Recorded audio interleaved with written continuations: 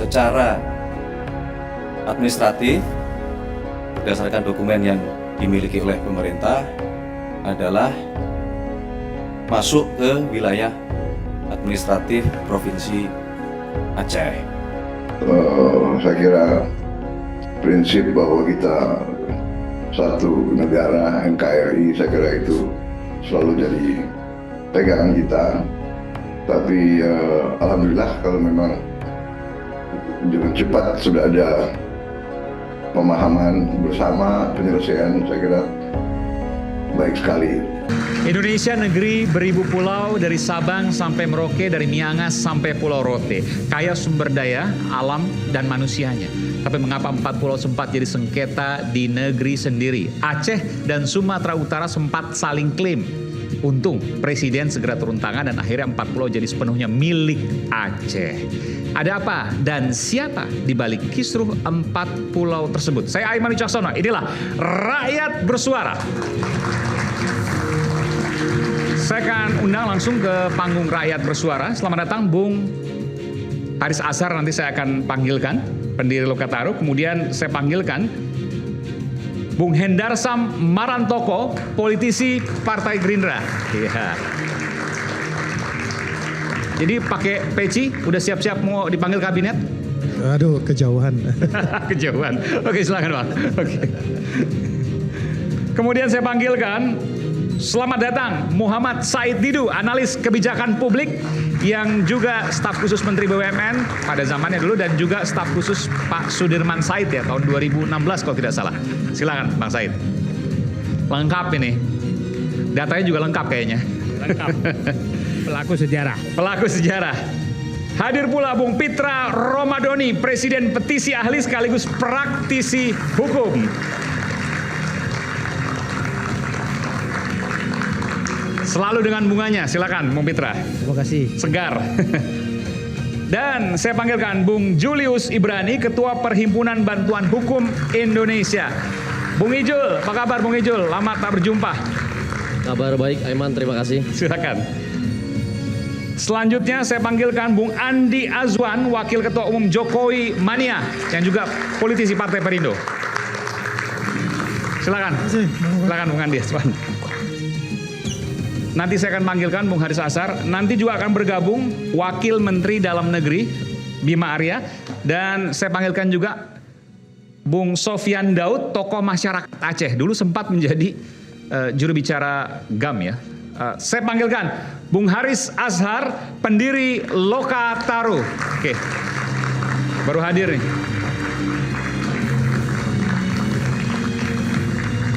Langsung. Tapi ini Papua bukan Aceh nih. Ya. Sumba. Ini. Oh Sumba, oke. Ini ya. Sumba ya. Sumba, Nusa Tenggara Barat. Oke, baik. Saya akan mulai langsung. Saya ke Bung Said dulu. Bung Said Didu tadi bisik-bisik ke saya punya data banyak. Saya pengen tahu datanya apa. Silakan Bung Said. Terima kasih. Ya. Assalamualaikum warahmatullahi wabarakatuh. Saya lebih berkepentingan membahas kenapa kebijakan seperti ini terjadi dan jangan sampai terulang lagi. Setuju, karena soal ini bukan Aceh versus Sumut dan sebaliknya karena sudah diputuskan. Sudah tidak ada berebut, sengketa tidak ada lagi. Oke. Ya kita apresiasi terhadap Presiden Prabowo yang kemudian menyampaikan keputusan bahwa ini akhirnya diputuskan milik Aceh. Setelah sebelumnya lewat Kemendagri Sumatera Utara ya. Oke, silakan. Dan saya pikir saya menyatakan saya punya kompetensi bicara karena saya pelaku sejarah tentang proses pulau ini mulai 2016. Sejarah yang mana nih? Nanti saya akan jelaskan. Baik. Nah, saya menarik kesimpulan bahwa terjadinya keputusan ini karena gaya pengambilan keputusan berbasis pemikiran maklar. Maklar, bukan kepentingan rakyat. Nanti saya jelaskan apa itu keputusan maklar. Jadi ada maklar di dalam sengketa 4 pulau ini sebelumnya ya? Oke. Dan masih berlangsung. Masih berlangsung sampai detik terakhir. Nah, yang kedua saya ingin menjelaskan kebijakan maklar itu apa dan contohnya seperti apa. Dan apa yang terjadi proses maklar terjadinya kasus ini terhadap pulau itu mulai 2016. Saya pelaku sejarahnya. Nah, ini terjadi proses maklar itu adalah apabila kekuasaan sudah berdialog dan menjual kekuasaan kepada calon investor dan mengabaikan kepentingan rakyat. Saya ada 8 contoh maklar dan saya catat tanggal terjadinya supaya sejarah mencatat.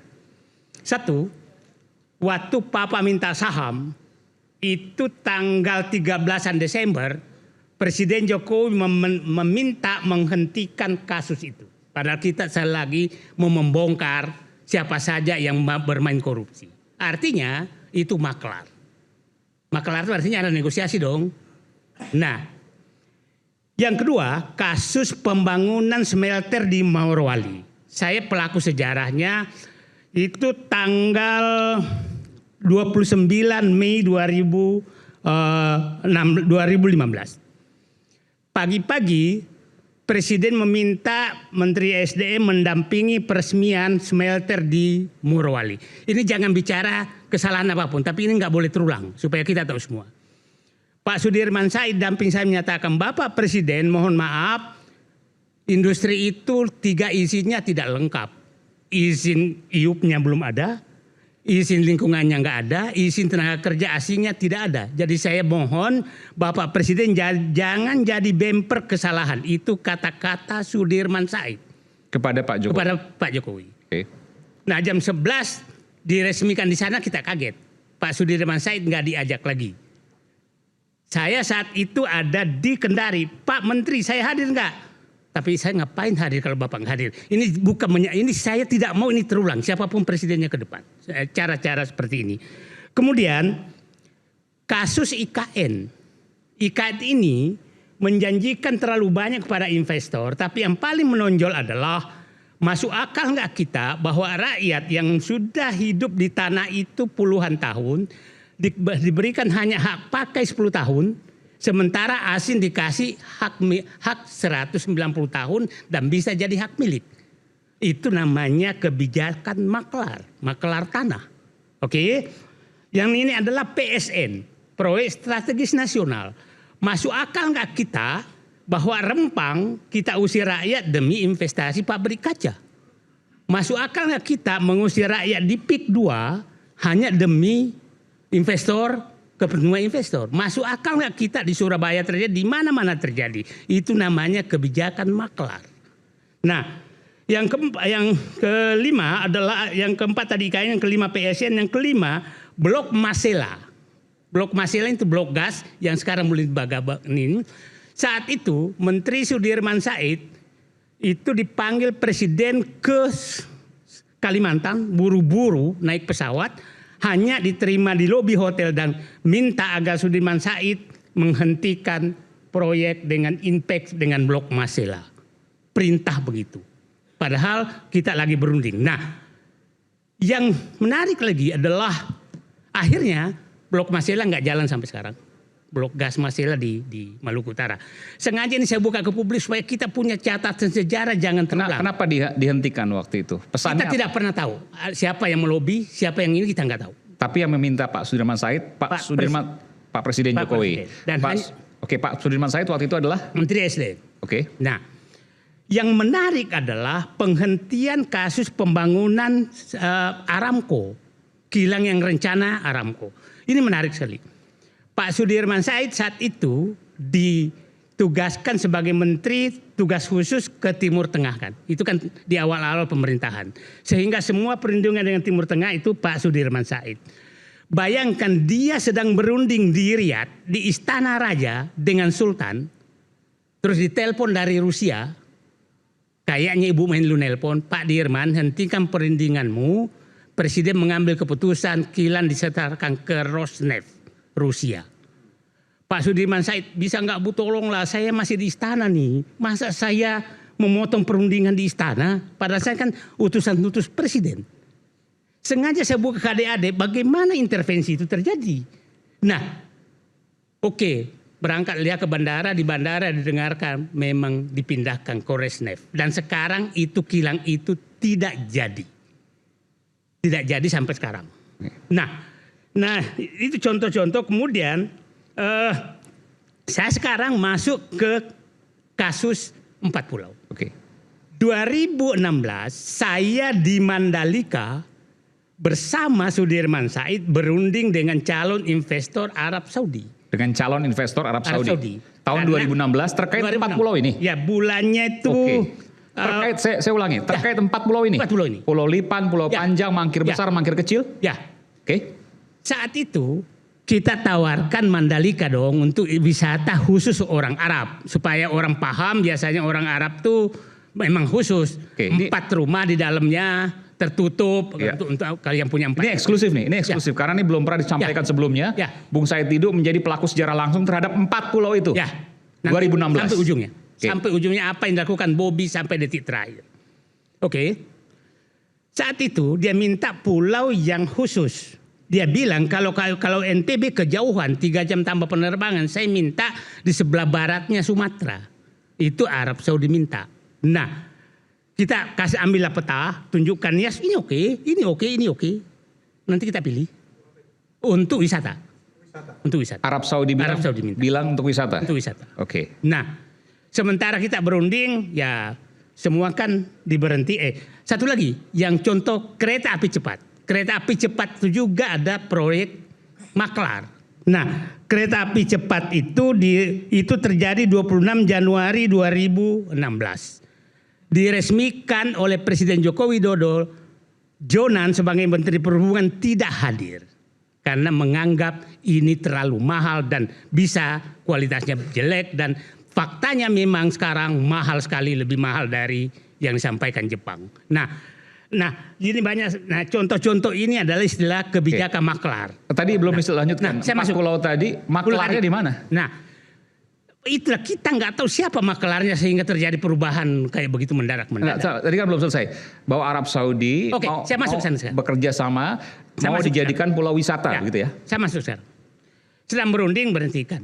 2021 Luhut Binsar Panjaitan, Menteri Investasi, menandatangani rencana pembangunan 4 pulau itu dengan Uni Emirat Arab 2021. 21. MOU.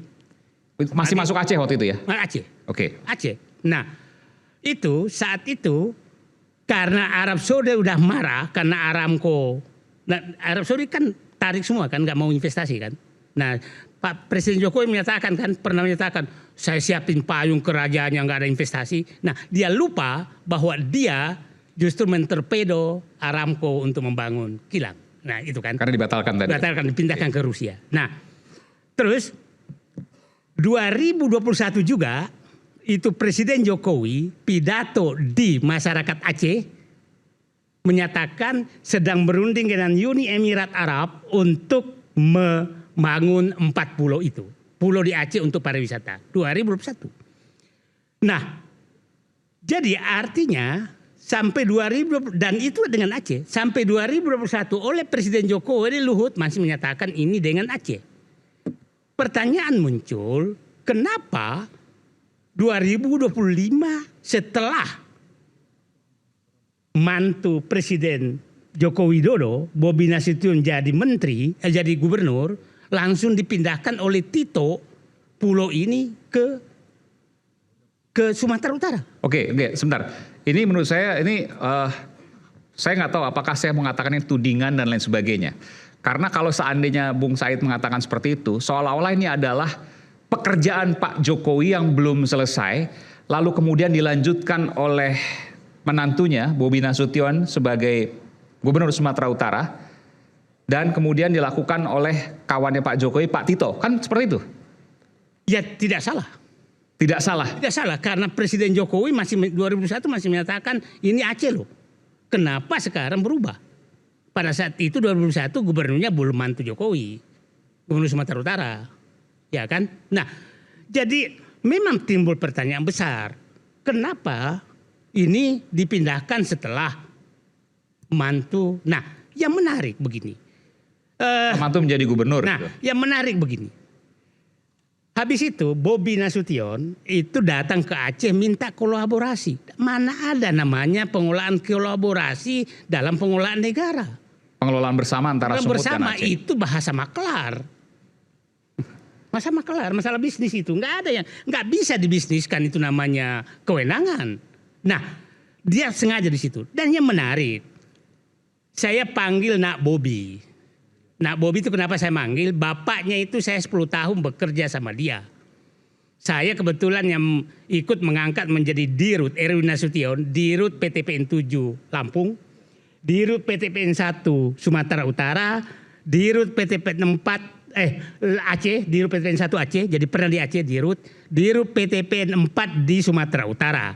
Saya komutnya, dia dirutnya, jadi hampir tiap hari saya kontak. Jadi saya kenal baik lah dengan dia.